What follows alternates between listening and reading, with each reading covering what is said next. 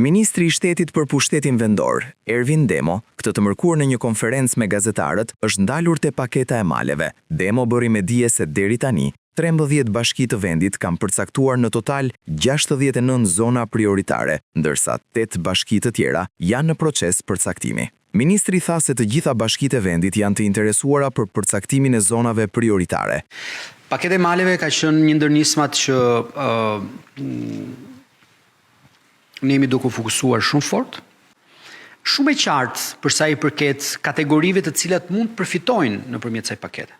Paketa e maleve garanton që për këto raste, në fakt që ja garanton dhe ligji, sepse edhe nëse ti ke përdorur një pronë mbi 10 vjet, ti ke drejtën nëpërmjet proceseve gjyqësore po që zgjasin pafundësisht, ti mund ta kërkosh drejtën e pronës së fundit. Por nëpërmjet paketës maleve, ata kanë drejtë të aplikojnë, duke garantuar që atje ku këta individ ose sipërmarrës aplikojnë nuk kanë konflikte, as me komshinët, as me banorët, prona është pronë që rezulton pronë shtet, nuk ka konflikte për sa i përket pronësisë me pronar të tjerë dhe procesi në vetvete është shumë transparent sepse ndiqet në nivel vendor. Bashkitë vetë përcaktojnë zonat e prioritetit. Ne sot kemi 13 bashki të cilat kanë përcaktuar 69 zona prioritare të zhvillimit.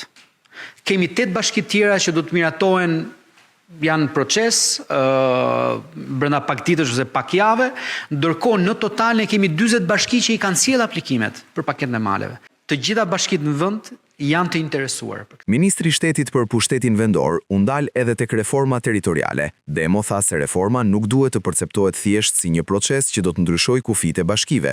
Demo deklaroi se ministria do të përfshijë sa më shumë aktorë në procesin e reformës territoriale, teksa tha se shpreson që kjo reformë të zgjasë më shumë se 10 vite.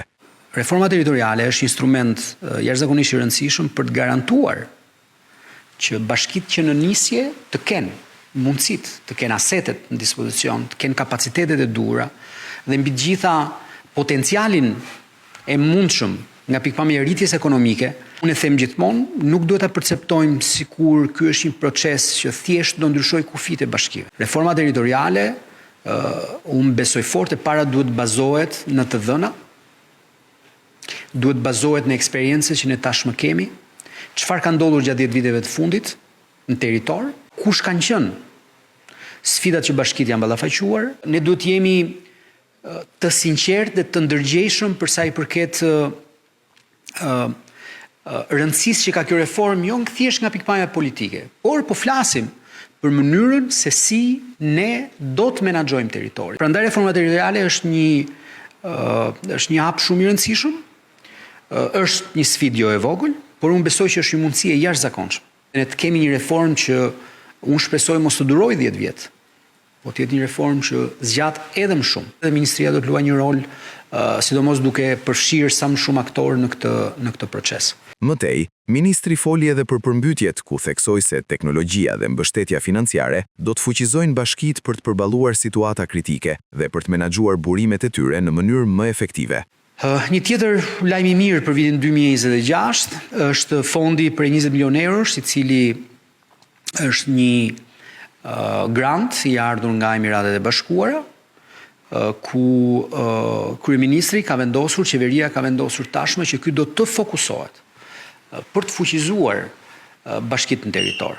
Është një ndihmë e konsiderueshme e cila do të fokusohet përgjithsisht në mjete, në logjistikë e cila do t'i shërbejë infrastrukturës bujqësore, por patjetër duke u referuar edhe situatave të fundit që ne kemi kaluar, si edhe e përmbytjeve, patjetër kjo do të jetë një ndihmë e madhe për bashkitë në mënyrë që të jenë më të mirë të përgatitura dhe pse jo, të parandalojnë deri aty ku mundet ato çfarë mund sjellë natyra dhe aq më tepër pastaj të kenë mundësitë për t'u përgjigjur momentet që ne ballafaqohemi me situata emergjente. Sipas Demos, investimet e ardhshme do të fokusohen në projekte që prekin drejt për drejt jetën e qytetarëve, duke përfshirë përmirësimin e rrugëve, shërbimeve shëndetësore dhe infrastrukturës arsimore, duke përdorur platformën digjitale si mjet mbështetës për menaxhimin e tyre.